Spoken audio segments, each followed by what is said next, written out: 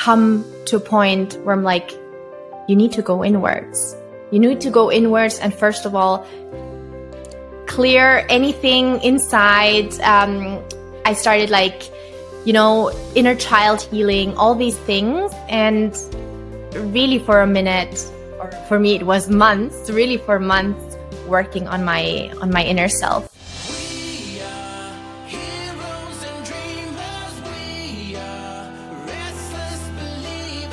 I am so happy, excited, and deeply, deeply grateful to have such a wonderful guest on the show. Jules, thank you so much for your wonderful time and welcome to Empowering Vibes. Yay! Thank you so much for having me on here, Hannah. I'm very, very happy for this conversation. Me too. And I would like to start with your time in July 2022, because you had a very, very challenging time. You had to go through a lot. So would you take us to what was going on back 2 years ago, actually, in July, and what did you have to suffer from? Yes, I actually just wanted to correct you. At that point, it was 2021, actually. I think you said 2022. Yeah, no worries. So yeah, July 2021 was the deepest point in my life, I think, because of a chronic knee pain situation that I had to suffer from. And so maybe for your audience to understand a little bit more about my background and how it all started, it was a sudden knee pain, right? In both knees, a stabbing knife kind of pain that started in February 2021 out of nowhere. And so it kind of got up to the point to July. So I was maybe 5 months in or so with this daily pain. That in July, I was okay, I'm done. I have to go back to Germany, to my home country. I have to figure out what's going on. And so I went to 100 doctors right in July, the month of July, while other people were enjoying their summer holidays, right?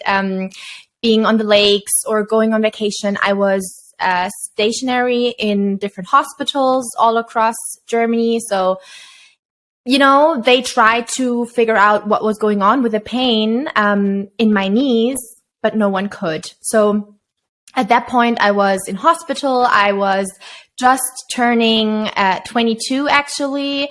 I had zero hope. I had zero light at the end of the tunnel. I did not know what was going on. I also was fired from my job because, if you have kind of you're not able to walk anymore, how are you supposed to be at the gym and work as personal trainer? So for me at that point, it was kind of this crush. It was kind of as my whole entire world would fall apart because, or fall down, because for me, it was my passion, right? I thought I love sports. I had, a certification in personal training. I was really into the fitness area, trained by myself. At that point, I also had years of experience working at a gym and training others.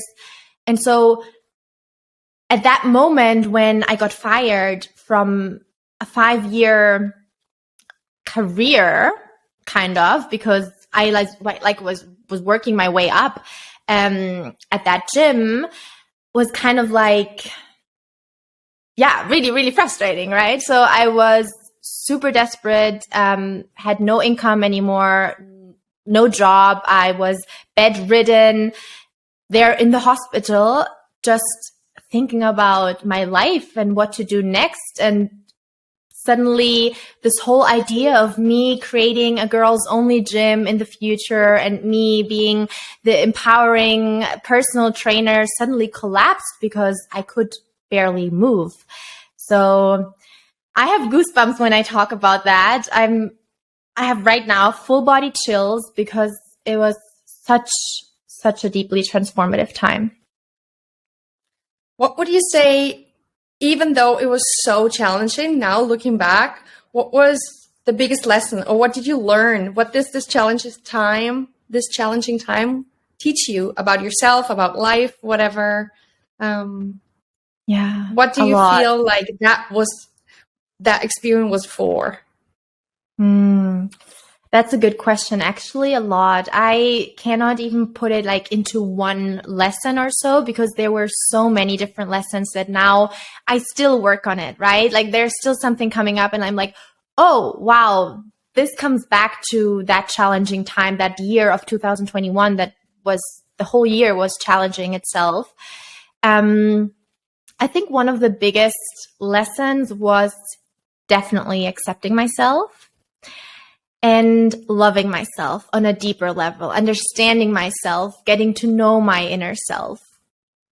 Because I was always, since I was in that fitness space as well, right? There's a lot of competition. Now, we know Instagram, we know social media, there's already competition, right? But if you are in that environment of, you know, the gym and fitness and people even on stage, or like people trying to perform with their bodies, it is so challenging because you are constantly, even though you want it, you don't want it, maybe you're constantly trying to better yourself, to look better, to, you know, constantly there is this environment of competition. So at that point, I think for me, it was a huge wake up moment. It was like a huge wake up call where I always say kind of like this metaphor with the universe kind of like shaking me and waking me up to really be like, Jules,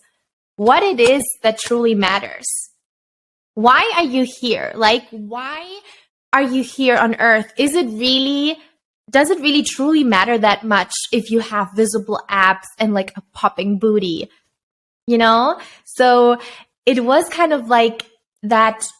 At least now looking back, I think I got forced into that situation to not only question myself and question my passion and question my job and my work and my future, but also to really come to a point where I'm like, you need to go inwards.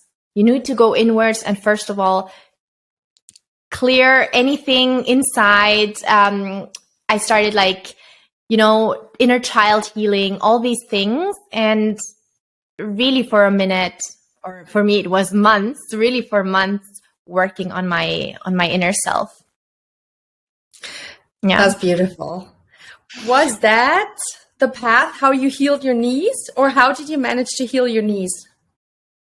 Yeah. I think one of the biggest parts, and it's actually interesting because just the other day, I went to see a naturopath. So she's like kind of like an energetic healer that I also saw during the time that my knees were really in pain. And I saw her the other day because I don't know, she's kind of like a friend. So I went to see her and she gave me this massage and we were talking about that situation, actually just the same situation. We were talking about how now I am at the point where I can ride my bike again, I can walk again, I can go to the gym again, all these things with barely any knee pain. And so reflecting, and that's what we both said, right? Reflecting, we said, it must have been a combination of me doing that inner work, right? Me manifesting that I'm able to walk again, that I'm able to run again. I visualized myself running and I thought, how does that feel? Even though at that point I was crying, sitting in bed because of so much pain. However, I forced myself to see myself at the beach, going to the gym. And also, so that was like one part of me doing the inner work. And then the other part is me just surrendering, right? Me just taking completely my hands off the wheel, if you want to imagine it like a car or something, and let the universe or God or the higher force, whoever is like out there, right, take over for that moment and be like, I got you, you're safe. Because at one point, I was like, there's nothing I can do anyway. You know, I tried everything. I went to every healer. I went to every doctor, whatever is out there, someone who can help me. This combination was definitely, I think, something over time, now looking back, like over these couple of months, that just shifted a lot internally. And therefore, obviously, we know that also outside of us, right? Because when something shifts inside, our outside is the immediate reflection of that. I do have to say, however, something that I know for sure was a huge part on my healing journey as well was acupuncture. So I went to do acupuncture, and it's something funny because I always say that I was meant to do acupuncture or try it out much, much earlier, because in July, when I was hospitalized, there was a girl next to me, and she had a big migraine, right? She had a lot of struggle with migraine. So she got this acupuncture done. And I remember myself saying to the doctor, like, what is this? Do you think I could try it out with my knees too? Like, can you do that for me? And she said, no. She said, like, no, this is not for you. This is not going to work. And so I kind of like, my intuition, that's why now also I teach my clients about intuition, because my intuition already told me the way, kind of. It already told me that, hey, why not try out acupuncture? However, I listened to the doctor, I listened to someone else instead of myself, and I just kept it in the back, right? I was like, okay, it's not going to work. Like, she says it doesn't work, so they don't try it on me. Must be for a reason.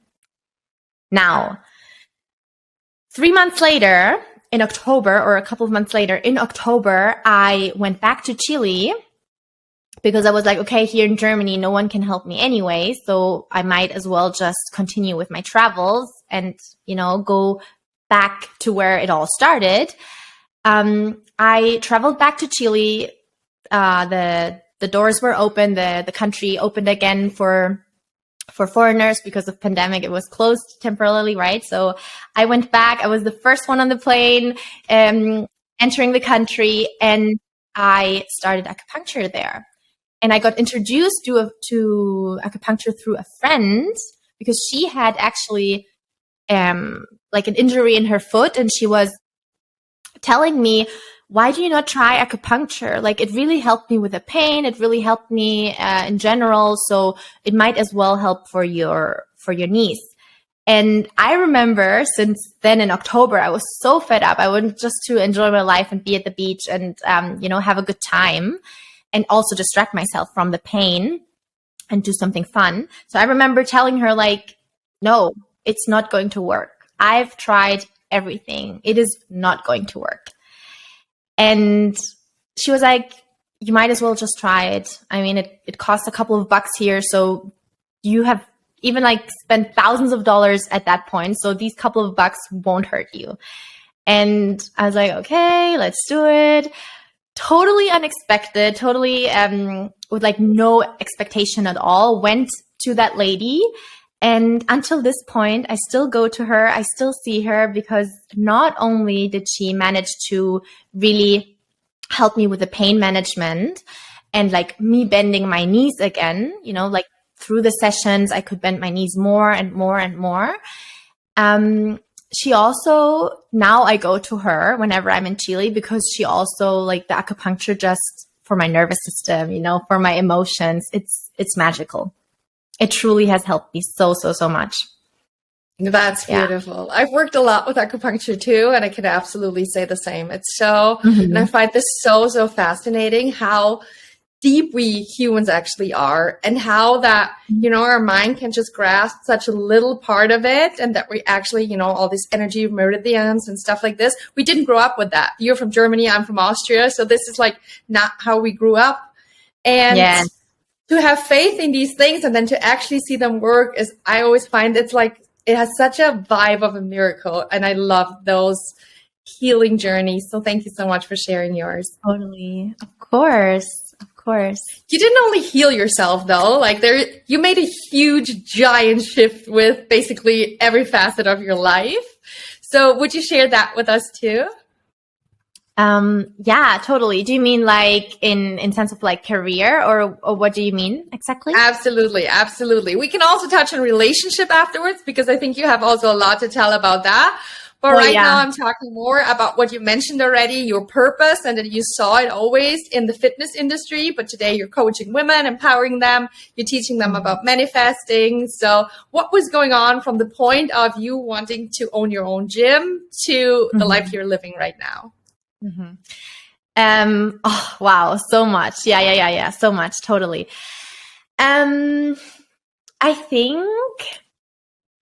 I think it was just, again, as I said, like the part of surrendering, right? To be like, I just do now whatever I can do.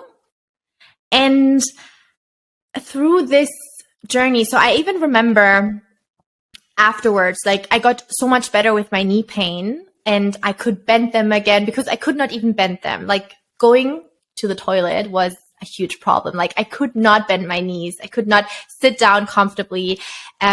So through the acupuncture and through the inner work I did and through the manifestation work I also practiced on myself, I suddenly could bend my knees again. So I obviously eventually started riding my bike and slowly getting into exercise again. At that point, it's November 2021. So almost an entire year without any kind of movement, any kind of exercise. Of course, then I got slowly into it again.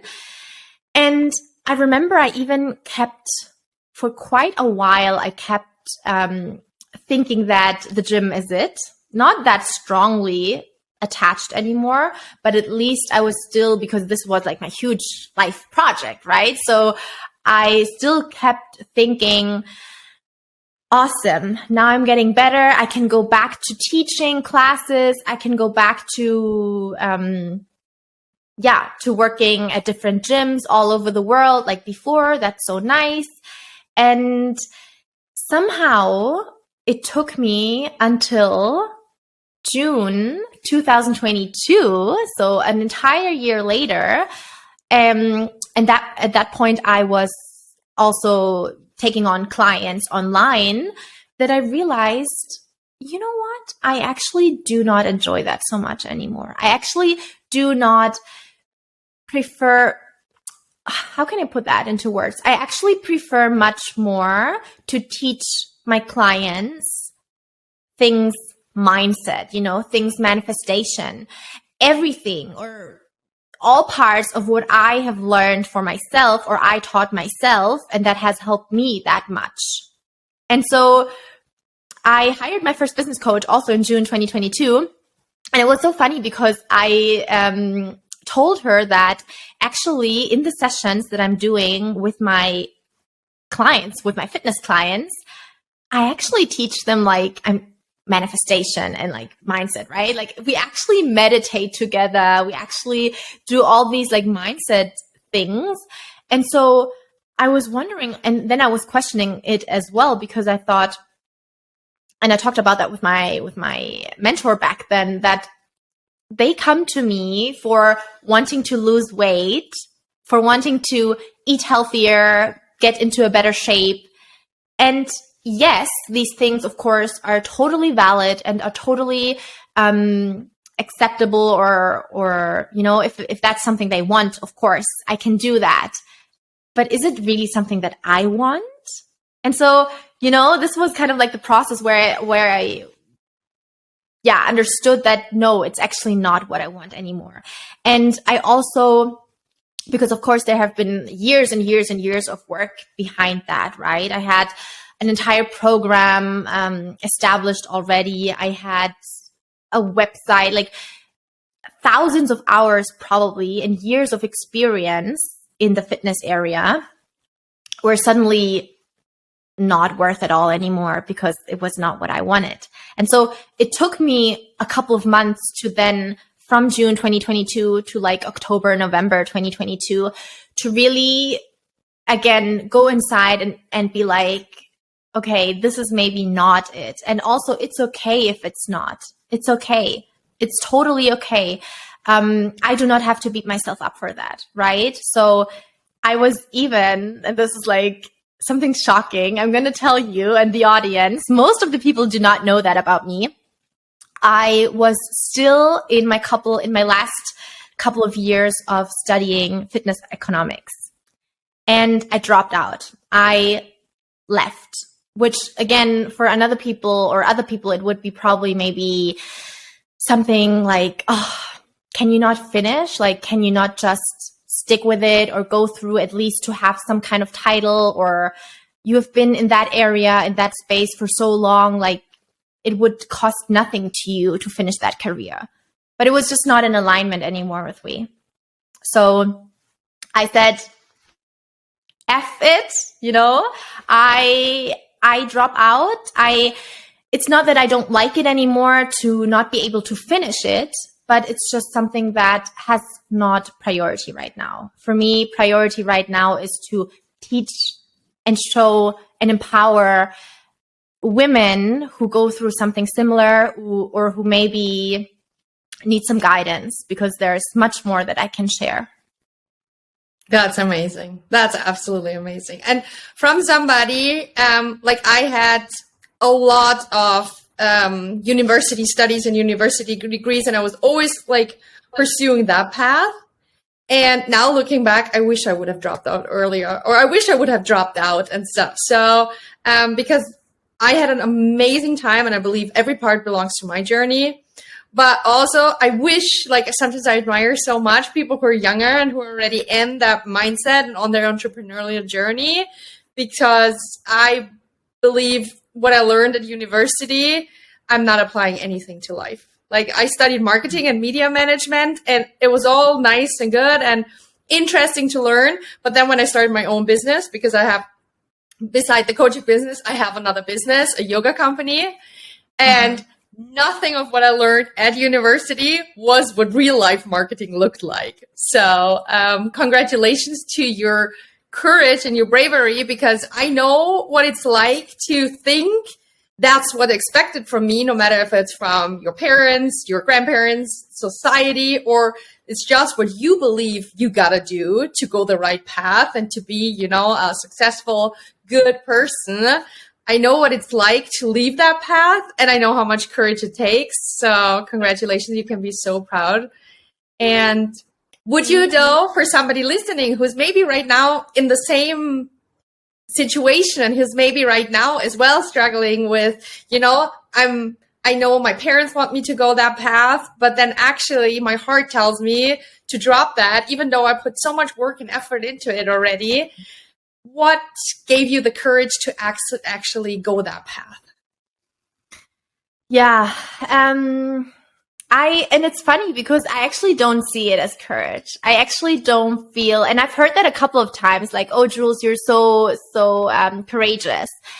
I don't see it that way, because for me, it just has something to do with speaking your own truth, right? And acknowledging what's in there and like standing to yourself or standing by yourself. I don't know how you say it in English, but being your biggest cheerleader and having your own back. I think that's all it is. And so for someone listening right now who's in a similar situation, or who has done so many things for other people, to please other people, or even like to keep up with society, right? To keep up with the standards of society of what is expected from you, from us.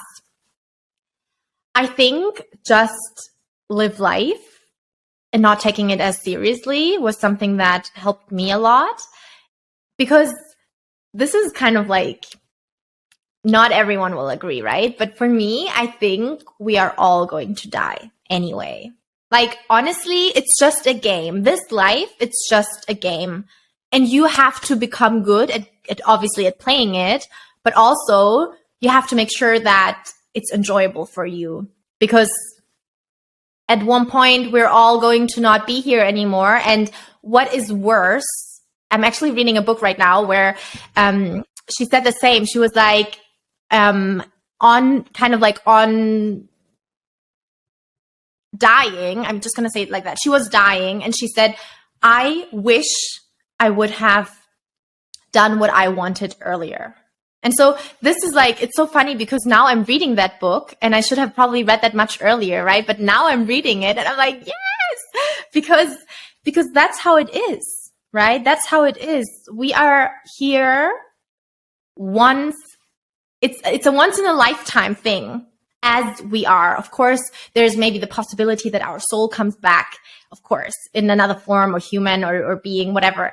But right now, Hannah Wiz, right, is coming here once. So what does she want? It's just about that, honestly. It's just about that. And yes, it is super difficult. We could probably like make a whole nother podcast about that, a whole nother episode about how difficult it is to actually stand by your side and speak your truth. Especially if there are people in your family, in your surroundings who do not support you with that. And I have that, right? Like for me, this is a huge topic, but just always coming back to yourself and to being like, if I'm going to die tomorrow, what would I do right now? Maybe not that extreme, but kind of like, you know, if I were about to die in a year, how would I live my life right now? Yeah, that's beautiful. And I can 100% agree. I also like, I was the other day making an exercise about like why I'm like doing what I do and why I'm pursuing what I pursue. And it all came back to, other than like that, this deep desire of wanting to help others is also the reason why I want to grow and learn. Is I want to look back when I'm like 90 or 100 or 111, because that's my goal age. And just not regret. And I want to be so proud and think and feel like I lived life to the fullest. I fell down so hard and I'm falling down all the time so hard, but I also got back up and I embraced every second. And I like had so many highs that are like so worth living that life. So thank you so much for sharing this wonderful question with us. Yes. What I was thinking about before is, in my opinion, a big part of what you're saying to go your own path and to be your authentic self and to embrace that and to embrace what you truly want. I believe self-love is a big concept, or it's like very closely tied to that, because I believe you need to love yourself to have that courage. And it's an expression of self-love to actually say, hey, I want that. And I'm giving that to myself, even though others might not fully support me. So I saw you're talking a lot about self-love too. What are the things that helped you to deeply and truly love yourself? Yeah. Oof. I am still not there yet. I acknowledge that. And so I have to share that as first and foremost. I'm still not there yet, right? Self-love is such a huge journey. And I think we can always just learn more and more and more as we grow. And so definitely the knee situation. So me being forced to, you know, take care of myself. And also now there was no gym anymore. There was no, I have to train such amount of times a week in order to stay fit, in order to love myself, in order to have a good body. That was not the case anymore, because I had to be fine with literally not doing any movement. Yeah, I could still eat healthy, but you know, I was forced to love myself, even though there was no external distractions or no external, like, you know what I mean, right? No kind of thing that I could do, because for me, self-love was always something like, I have to do that. I have to do that. I have to do that. It was in the external, but then suddenly it was in my inside. And so a lot came up, a lot. That was also the first time that I really truly feel like I healed my eating disorder, because with the gym, with a couple of years of being in the fitness space, and I'm not saying this happens to every personal trainer or something. I'm just saying this is my experience, that I was really struggling with comparison, right? I always wanted to be skinnier. I always wanted to lift heavier and all these things. And so therefore I also had a very, very hard, a difficult situation with food. I saw food not as fuel. I didn't see it as, what I need because I'm a human being. I saw it as kind of like, I earn it, right? I have to go to the gym, or I love to go to the gym. Like I go to the gym and I have to earn my food, kind of. So, that period when I could not do that anymore, and I was like, just eating whatever there was because I was hungry, right? Like I wanted to fuel my body anyway.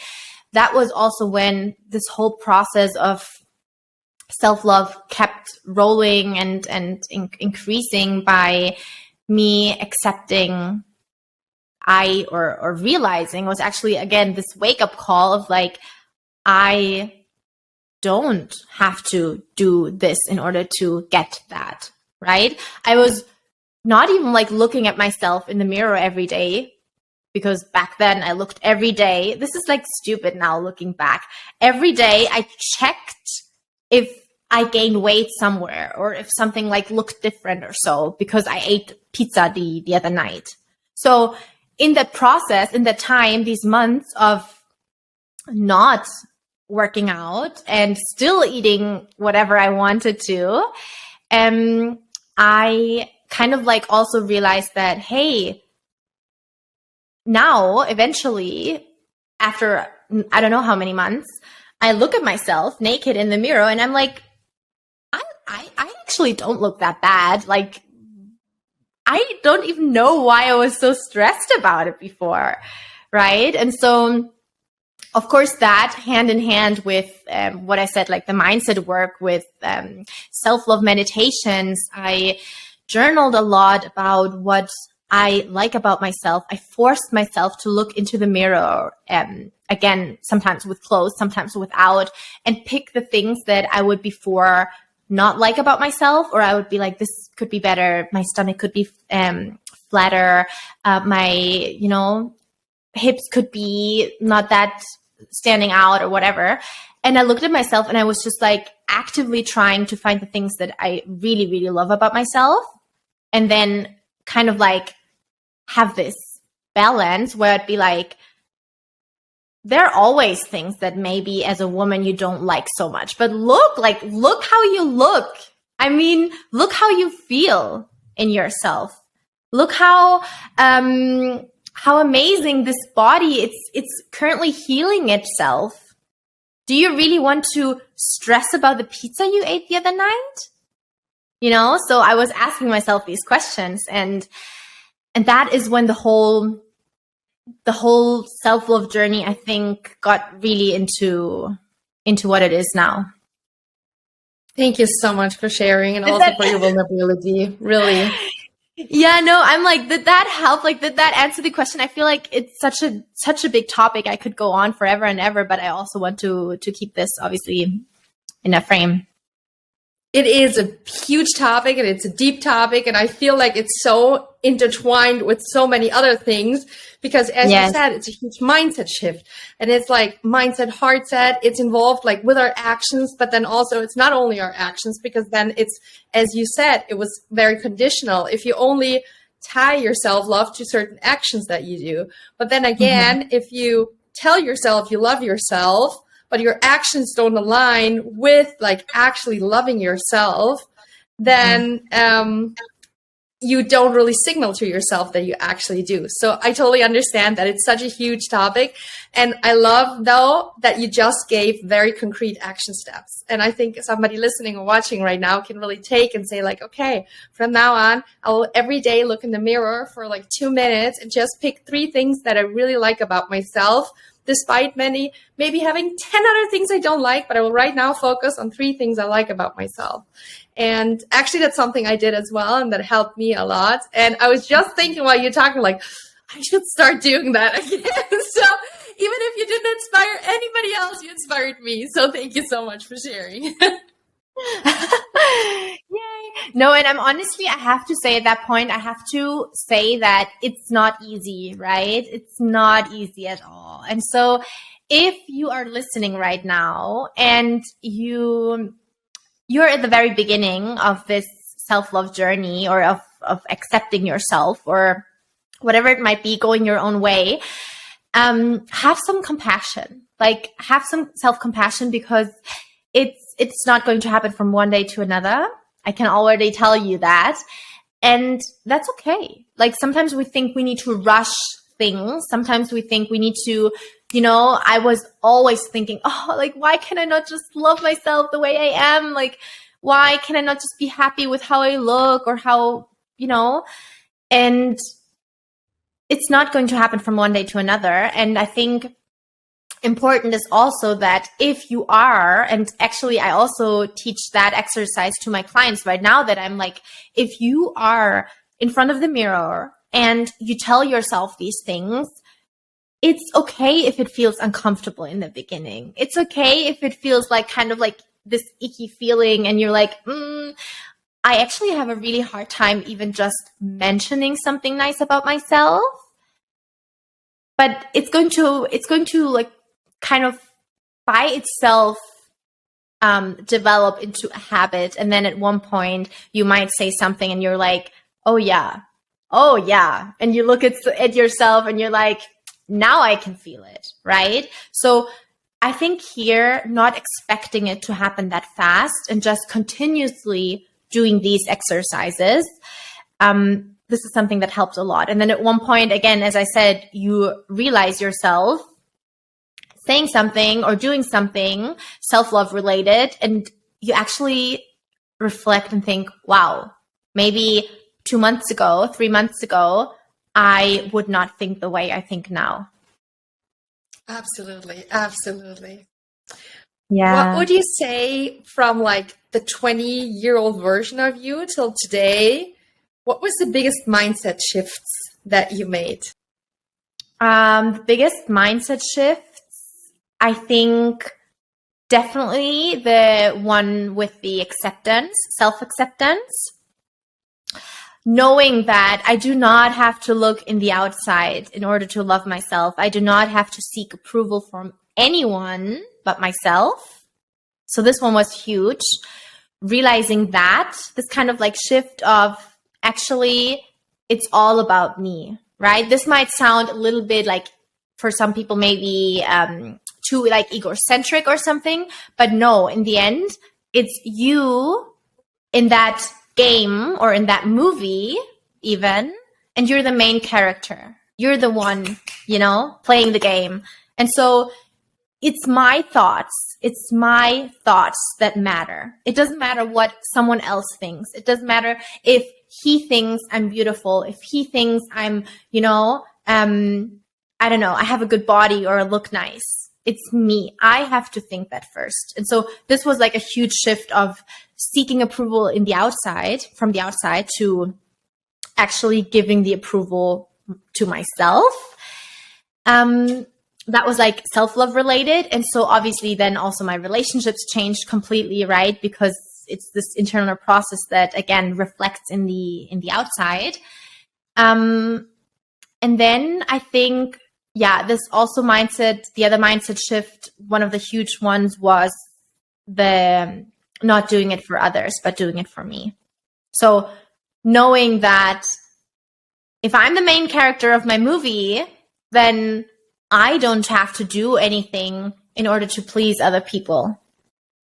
Because it's actually the opposite way around. It's actually if I please myself and I fill up my own cup, I treat myself nicely, I take care of myself, then eventually in the outside, it's going to be exactly the same. People are going to treat me nicely. People are going to love me, show me respect, treat me with respect. That's,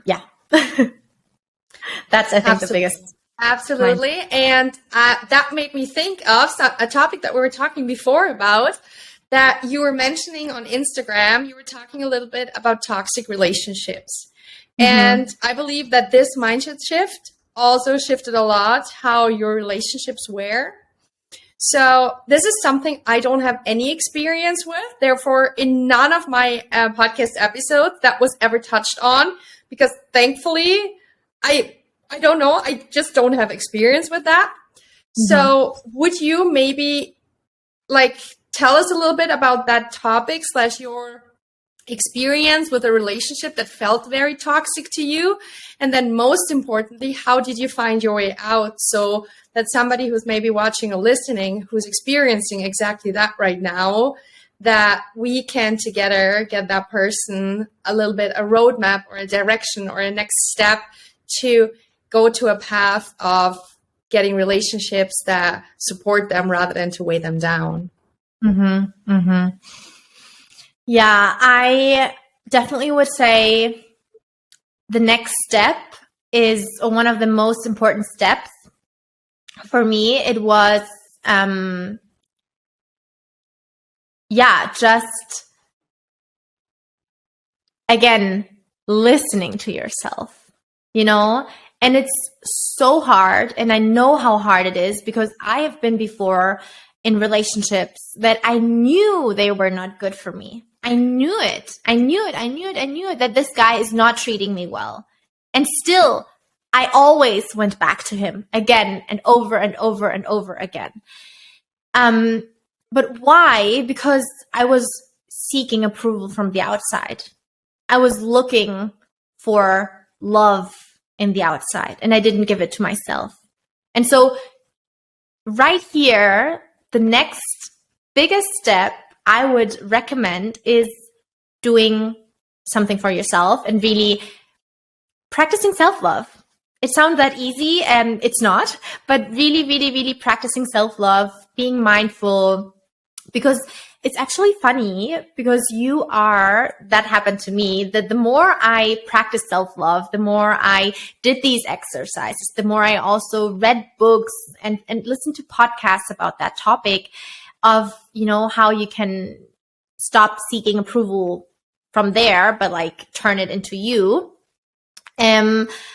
Your energetic standards automatically rise. So you automatically kind of like shift into a higher vibration. And what's interesting is that, for example, with me, with friendships, I experienced that at one point they just fell away. We kind of like drifted away, but in a good way, because I did not want to be, now especially looking back, I would not want to have such a girlfriend in my life. Like, this is not a friend to me, right? And so now I see a lot of relationships actually that just at one point they were not in my life anymore. Luckily, because I did that work and I kind of like raised my standards as well. I set new limits, right? I set boundaries for the first time ever. And I was like, you don't treat me like that. You don't treat me like that. Because if I know how to treat myself and I know who can treat or how to treat me, right? It doesn't matter who it is, how to treat me, then immediately the people who are kind of like falling under that, they have nothing to do anymore in my life. And so setting these standards again, what I wanted to say is that with friendships, it was a little bit easier because it just happened by itself. Because I also had a lot of toxic friendships where I'm like, this is not a friend at all. And this is toxic. Like, what should that be? Right. Now with relationships, loving relationships, it took me a little bit longer to understand that concept and also understand that the same way how it works with friendships, it can work in a loving relationship as well, or it should work like that, right? So, and it's actually funny because 2021, when the whole knee thing happened, was the year where, Hannah, I'm telling you, almost all of my toxic relationships, friendships, partner just fell away. They fell apart. And so it wasn't a coincidence, right? It was because me doing that work, that inner work, working on my self-love, working on accepting myself the way I am, and these other people, they just, or their vibrations, their energies, they couldn't keep up with it anymore. Because they, at some point, at least, now I see kind of like a similar pattern. There were people who are energy takers, right? They took their energy from me and they kind of like sucked out my soul in order for them to feel better. But then the moment that I didn't allow them anymore to do so, they eventually, it took a little bit of time, of course, a couple of months or so, but they looked for someone else, or maybe, I don't know, I don't have contact anymore with these people. But so that in saying for like that next step, I do want to mention here though, especially in a loving relationship, what I mentioned about me getting back to my partner and like, to my ex-boyfriend back and forth and kind of like always getting, I say, wrapped around the little finger, manipulated back to him in some way. I don't know, like it was so, I was so fed up. I was so tired. And so I'm sad that it actually had to come to that point for me to then cut the cords and literally break the contact and delete on all platforms and block on Instagram, on all kind of social media platforms. But yeah, it was something very, very necessary, especially at that point. So this was like a couple of years until February 2021, actually, that this went like back and forth. And at one point, like right at the end, I didn't even want to tell my friends anymore, right? I didn't want to tell my friends anymore that I went back to him. And I still keep getting into that environment of toxicity and also being mistreated in a way, of course, like emotionally, right? Mistreated. I was so ashamed. I was so ashamed of myself. I was like, how is it possible that I'm on such a self-love journey, that I'm, doing the meditation, I'm doing all the things, and yet somehow my self-esteem is not big enough because I keep getting drawn into his energy again.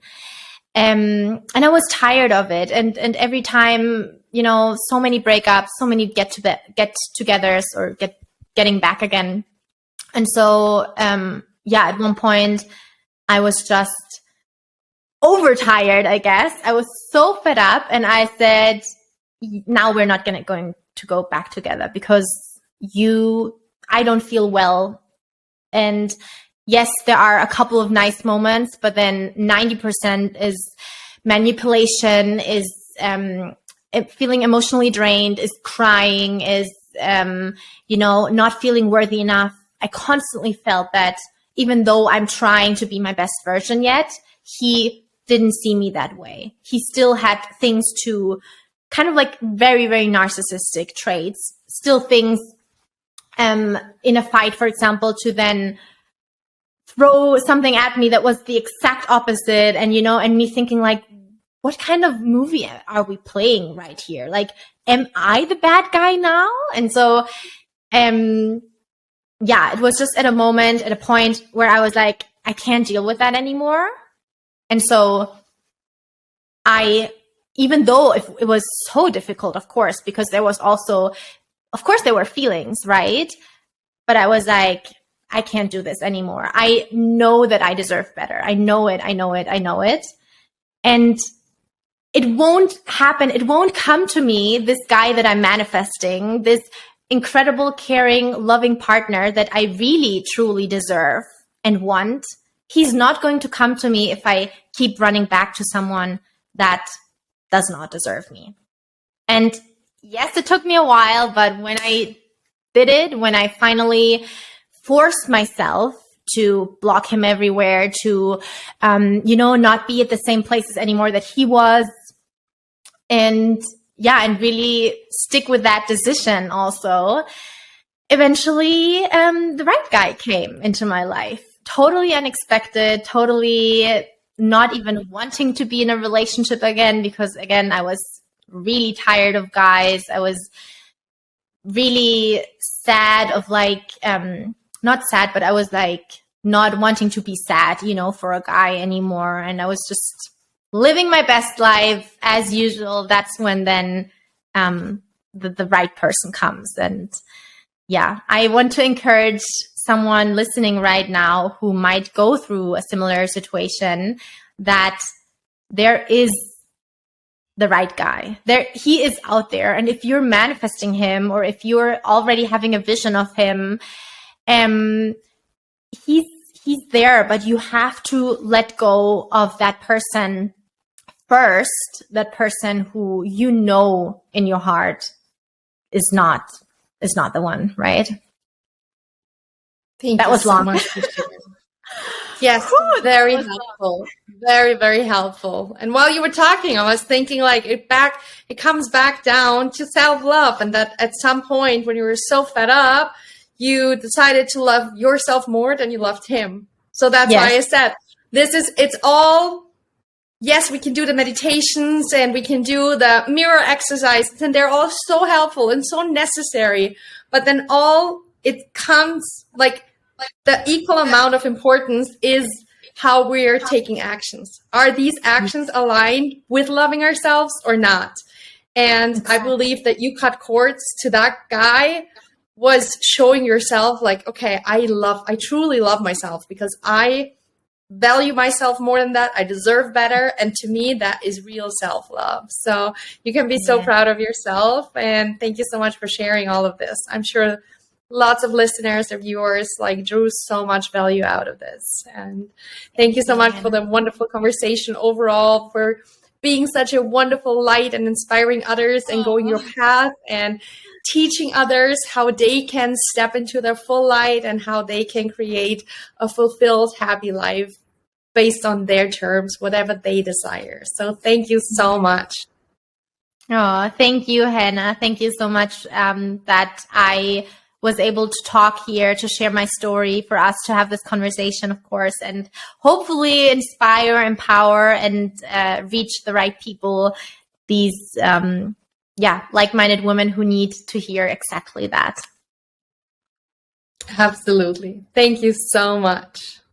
Now, I would like to know from you, what was your biggest takeaway and how can you put it into action starting now? Leave a comment below or hop over to Instagram at HannahWiz_ and leave a comment under the post of today's episode. Thank you so much for watching, and never forget to shine your light.